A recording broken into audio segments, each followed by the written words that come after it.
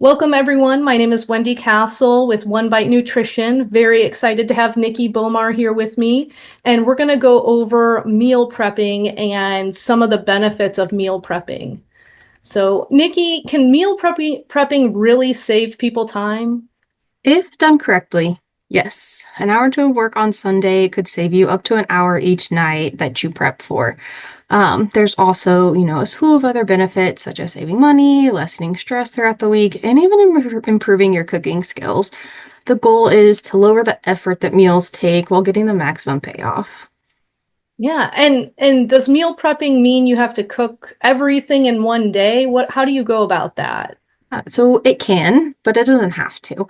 There's a big range when it comes to meal prepping. It can mean anything from chopping up veggies for the week and pre-portioning snacks to cooking the entire meal in advance for the week. The key is to find what your household needs, and that may differ each week as well. Excuse me. A lot can be learned from trial and error when it comes to meal prepping, so I always encourage my clients to try different levels and see what works best for them. Yes, absolutely. I'm a huge fan of meal prepping and batch cooking. A lot of times I tell my patients that are trying to plan ahead because their work weeks are really hectic and they don't have time for cooking, is instead of making a batch of maybe four, make a batch of eight. And if you do that each week, you'll start saving up some of those added leftovers, and you can be able to use those throughout the week without eating the same thing every single day.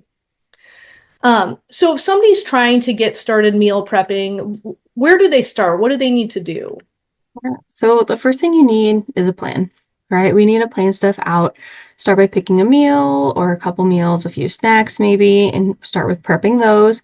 Make a grocery list, then go shopping, and then schedule out when you're going to complete that meal prep. Once you have your plan, of course, it's time to execute that plan. Figure out how you work best multitasking, and everybody works a little bit differently. And this can, of course, take some trial and error as well. This can save you time also on like future prep days. So I think that it's really important to know that we can't go into this automatically thinking we're going to be great at it, right? It's a new skill to learn. But once everything's done, we pack up all of our foods, store our food safely, and having the right containers is arguably the most important part of meal prepping, right? If I'm going to batch cook and make extras, I need to be able to safely store them in the freezer so that they're still safe to eat by the time that I want to eat them. Same thing if I'm making them on Sunday for the whole week. Yeah, absolutely. Quality is so important, particularly when you're putting that much money and effort forth in making these meals ahead of time. So, what are some common mistakes people might make when they start the meal prepping process? The most common mistake I see is people over prepping or making too much food that they can't eat it before it goes bad. If this happens, just adjust your recipe, maybe half it, and then we can prep less for the week in total. So if I prepped 5 meals and that was just way too much throughout the week, let's go back to 3 or 2. People also tend to ignore the variety or make unbalanced meals. Kind of like you talked about, I don't have to eat the same thing every single day, right? That's not what this has to mean. So making sure that I don't have, I'm prepping 3 meals and they all contain chicken and rice and broccoli and just different seasonings, right? That can get really boring. Um, but being able to having that plan, that's where it comes back to that. We don't want to have food burnout, unsatiating meals, right? We want to be satisfied from our meals. Unplanned meals or snacks, if maybe I didn't plan enough. Oh, now I have to, figure out what I'm going to do for those other meals. And then, of course, the inability to meet your nutrition goals. Part of that plan is looking at those meals and seeing what do I need to be meeting those goals and having extra time to plan that. Yeah, absolutely. And what are some of your favorite meals to prep? Do you got any tips? Yeah, my favorite is any type of soup or stew. I feel like they get better as they sit in the fridge or the freezer for a while as they sit together. The texture usually doesn't change too much when you reheat it as well, or you can add a little bit of liquid, whether it's broth or cream, based on what you're making, or even water, and it returns to that same texture. So those are always my favorite to prep.